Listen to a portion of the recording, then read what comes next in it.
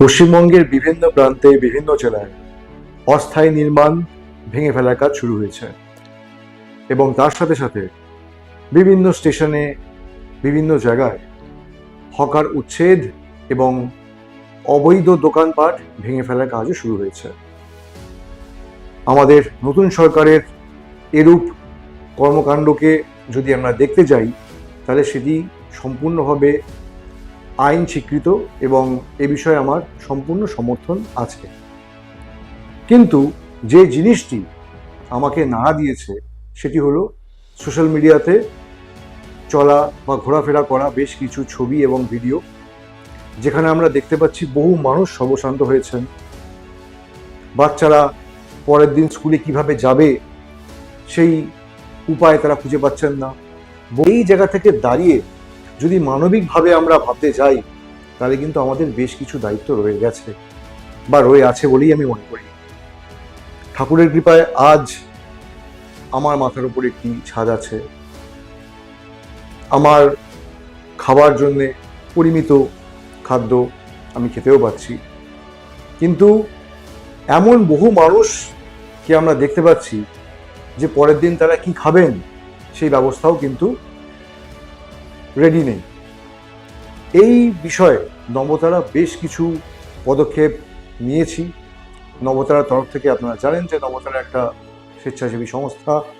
বহু মানুষের জন্য আমরা দীর্ঘদিন ধরেই আমাদের সাধ্যমতো কাজ করে চলেছি। এবারও এই রূপ অবস্থাতে আমরা বেশ কিছু স্টুডেন্টস বা ছাত্রছাত্রীদের পাশে দাঁড়িয়েছি, অলরেডি আমরা দাঁড়িয়েছি। এবং তার সাথে সাথে আমার আপনাদের সকলের কাছে একটা মানবিক অ্যাপিল থাকবে।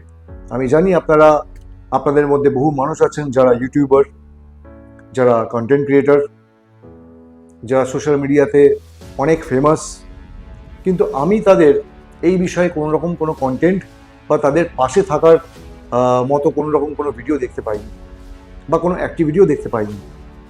দেখুন, আমরা আমাদের সাধ্যমতো নবতারার তরফ থেকে মানুষদের পাশে দাঁড়ানোর চেষ্টা করছি বা দাঁড়াবো আগামী দিনে।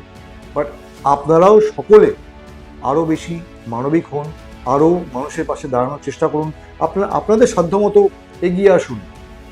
কসমিক ক্রিয়েশনের থিওরি অনুযায়ী যে কোনো সৃষ্টির পরেই আবার ধ্বংস এবং যে কোনো ধ্বংসের পরেই কিন্তু আবার সৃষ্টি হয়। নতুন সরকারের এমন বেশ কিছু বহুমুখী প্রকল্প কিন্তু আমরা ইতিমধ্যেই দেখছি। রোজ রোজ নতুন নতুন প্রকল্প যোজনা তারা নিয়ে আসছেন।